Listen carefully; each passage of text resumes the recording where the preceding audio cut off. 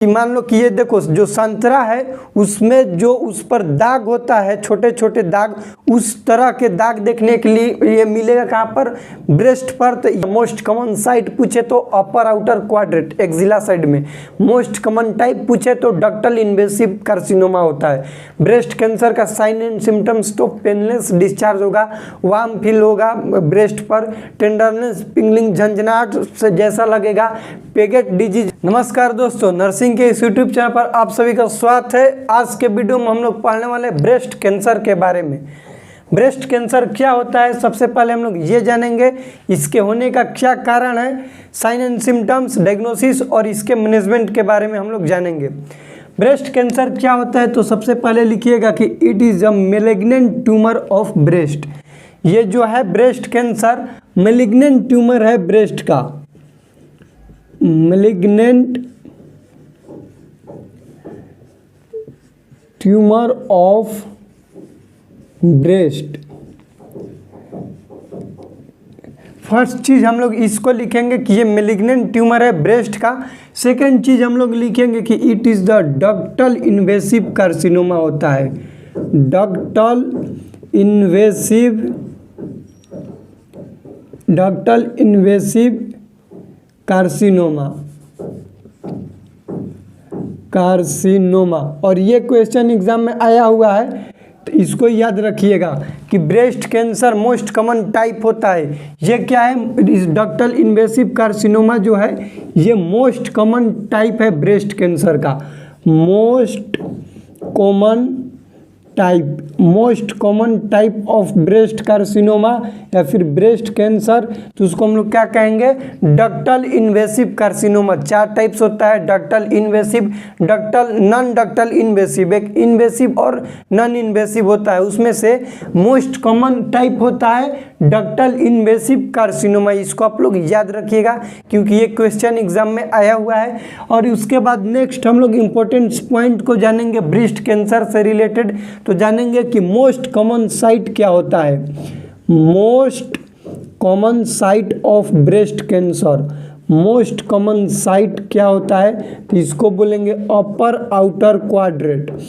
अपर outer quadrant. अपर outer quadrant का मतलब होगा कि ये मान लो कि ब्रेस्ट चार भाग में डिवाइड है, तो उसमें ऐसे चार भाग में डिवाइड करेंगे तो ये पार्ट को बोलते हैं अपर आउटर क्वाड्रेंट। जैसे अपर आउटर क्वाड्रेंट ऐसे बताए तो एक्सिलरी साइड में जो भी आएगा दोनों ब्रेस्ट का एक्जिला साइड में, इसको बोला जाता है अपर आउटर क्वाड्रेंट भाग, जो कि मोस्ट कॉमन साइट होता है ब्रेस्ट कैंसर का। मोस्ट कॉमन साइट पूछे तो क्या बोलेंगे, अपर आउटर क्वाड्रेंट। इसको आप लोग याद रखिएगा। उसके बाद हम लोग जानेंगे ब्रेस्ट कैंसर के रिस्क फैक्टर, किन लोगों में हो सकता है ब्रेस्ट कैंसर। रिस्क फैक्टर देखो, कोई भी कैंसर हो, सबसे ज़्यादा कोई भी कैंसर का मेन रिस्क फैक्टर होता है स्मोकिंग, अल्कोहल, ये सब। किसी भी कैंसर का कारण यदि रिस्क फैक्टर के बात करें तो स्मोकिंग, अल्कोहल, ये सब चीज़ होता है। तो सबसे पहले लिखेंगे स्मोकिंग, उसमें स्मोकिंग का रिस्क फैक्टर हो सकता है, अल्कोहल हो सकता है। उसके बाद हो सकता है जो कि इसमें क्वेश्चन इससे रिलेटेड आया है BRCA17 जिसको ब्रेस्ट कैंसर फर्स्ट बोला जाता है, और BRCA14 जिसको ब्रेस्ट कैंसर सेकेंड बोला जाता है। BR का मतलब ब्रेस्ट और CA का मतलब कैंसर, और ये 17 और 14 क्या है तो ये जीन म्यूटेशन इसके नाम से है। क्वेश्चन ये आया है एग्जाम में कि जो BRCA17 है इसको फर्स्ट बोला जाता है या फिर सेकेंड, तो 17 वाले को फर्स्ट बोला जाता है और 14 वाले को सेकेंड बोला जाता है। उसके बाद इसका रिस्क फैक्टर होता है नली ग्रेविडा। नली ग्रेविडा कहने का मतलब कि वे लेडी जो एक बार भी अभी तक प्रेग्नेंट नहीं हुए, कंसीव नहीं की है, उसको बोला जाता है नली ग्रेविडा। इस चीज़ को आप लोग याद रखिएगा। ये हो गया रिस्क फैक्टर ब्रेस्ट कैंसर का। अब हम लोग जानेंगे इसका साइन एंड सिम्टम्स। इम्पोर्टेंस कुछ इसमें साइन एंड सिम्टम्स देखने के लिए मिलता है ब्रेस्ट कैंसर से रिलेटेड। नेक्स्ट हेडिंग दीजिएगा sign and symptoms of breast cancer. सबसे पहले लिखिएगा इसमें क्या होगा कि पेनलेस डिस्चार्ज होगा, डिस्चार्ज। वार्म सेंसेशन होगा, वार्म सेंसेशन। पिंगलिंग होगा, पिंगलिंग। प्रिक जैसा फील होगा, पिंगलिंग टिंगलिंग सेंसेशन। उसके बाद जो क्वेश्चन अभी तक एग्जाम में आया हुआ है इसके साइन एंड सिम्टम्स से रिलेटेड उसको लिखिएगा, जिसको बोला जाता है पेगेट डिजीज। पेगेट डिजीज, इसमें पेगेट डिजीज में होता क्या है उसको लिख लीजिएगा, कट फिशर अपीयरेंस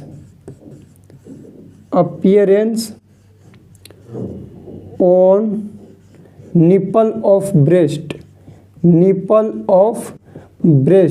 जो निपल है ब्रेस्ट का उस पर कट अपीयरेंस फील हो देखने के लिए मिलेगा हम लोग को, उसको बोलते हैं पेगेट डिजीज।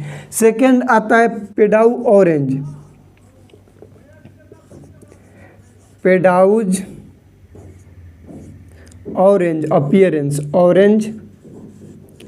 अपीयरेंस। यही दो क्वेश्चन आया हुआ है, पेडाउज ऑरेंज अपीयरेंस और पेगेट डिजीज। पेडाउज ऑरेंज अपीयरेंस क्या होता है इस चीज़ को समझिएगा।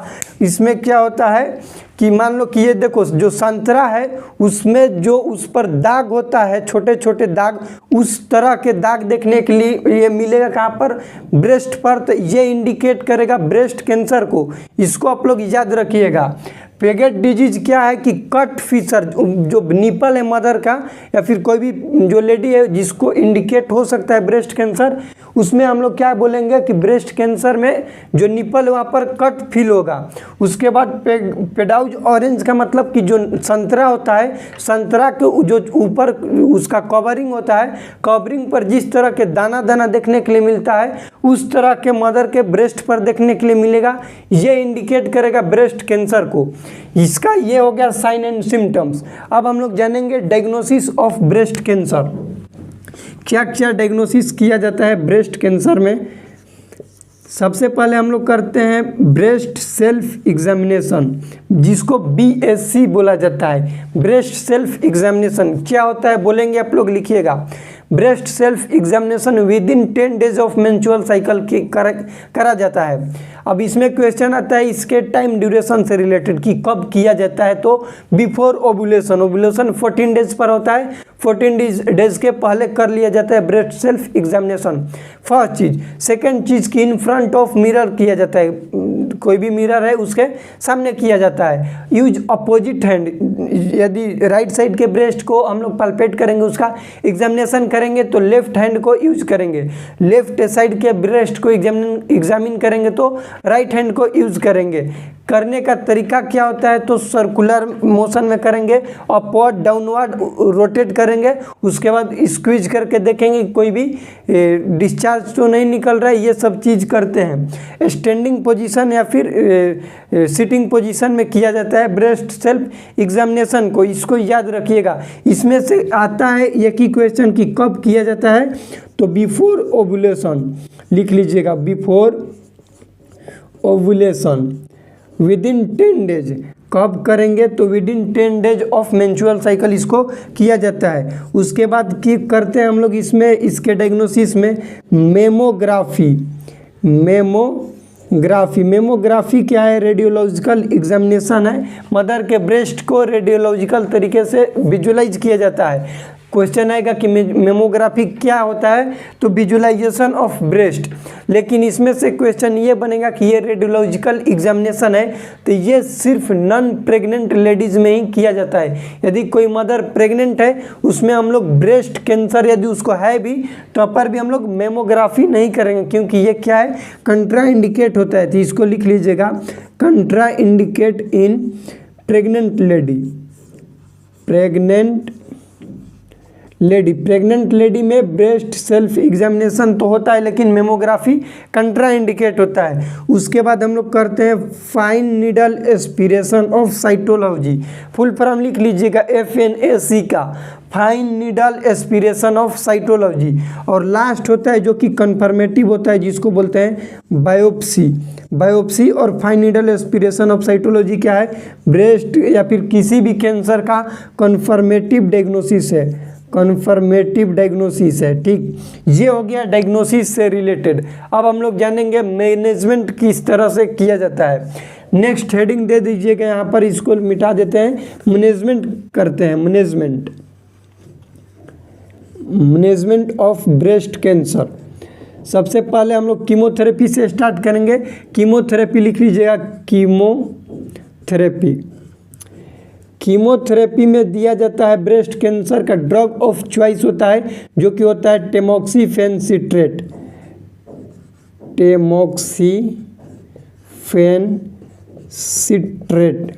टेमोक्सीफेन क्या है, ड्रग ऑफ चॉइस। ये क्वेश्चन कई बार एग्जाम में आया हुआ है कि drug of choice breast cancer का क्या है, तो होता है टेमोक्सीफेन सिट्रेट। एक और चीज़ याद रखिएगा कि ये जो टेमोक्सीफेन सिट्रेट है वो मदर को यदि किसी भी कैंसर वाली पेशेंट को दिया जाएगा तो इसका साइड इफेक्ट होता है कि ये कराता है हाइपर कैल्सेमिया, कैल्शियम लेवल बॉडी में इंक्रीज कर देगा। ये इसका क्या है, तो साइड इफेक्ट है। टेमोक्सीफेन सिट्रेट का साइड इफेक्ट होता है हाइपर कैल्सेमिया, लेकिन ड्रग ऑफ चॉइस यानी कि फीमेल जो कि ब्रेस्ट कैंसर से पीड़ित है उसको क्या दिया जाएगा, टेमोक्सीफेन सिट्रेट। सर्जरी में होता है